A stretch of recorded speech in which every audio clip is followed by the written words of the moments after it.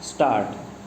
Mr. Anup Trivedi, the learned senior counsel for the appellant, has at the very outset pointed out that, as per the findings recorded by the trial court and confirmed by the High Court, the evidence adduced by the prosecution was unreliable so as to involve the three accused.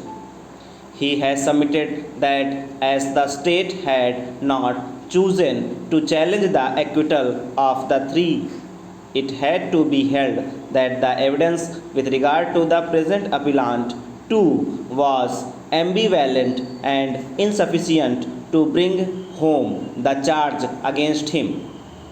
He has further emphasized that the courts below too were conscious of this fact and had accordingly chosen to rely on the letter Exhibit P20 in support of the ocular evidence against the appellant, although the said letter was inadmissible in evidence as it had not been proved and had, on the other hand, ignored the dying declaration recorded by the Nayab Tehsildar, which exonerated all the accused of any wrongdoing.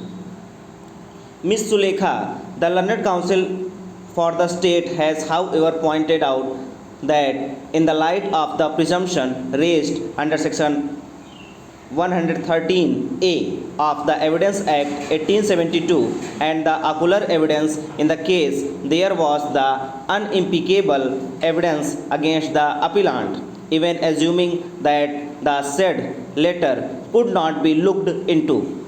She has relied on State of Punjab versus Iqbal Singh and others 1991 3 SCC 1 to support her plea that a presumption had advisedly been raised against an accused in an offence relating to abatement of suicide in view of the malice of dowry, which had afflicted Indian society, and if this gross civil evil had to be curbed, the court must also lend a helping hand. We have heard the learned counsel for the parties and gone through the record. The fact that three of the accused have been acquitted and that no appeal against her acquittal has been filed is admitted on record.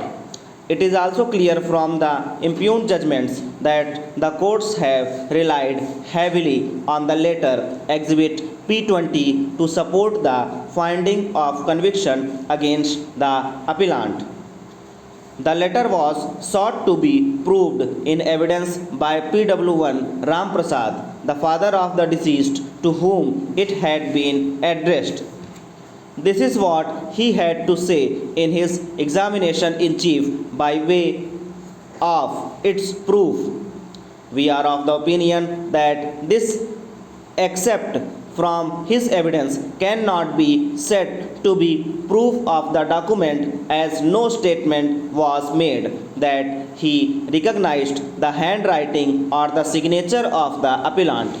Moreover, this letter had not been produced before the police during the course of the initial investigation and had been handed over to the police after several months.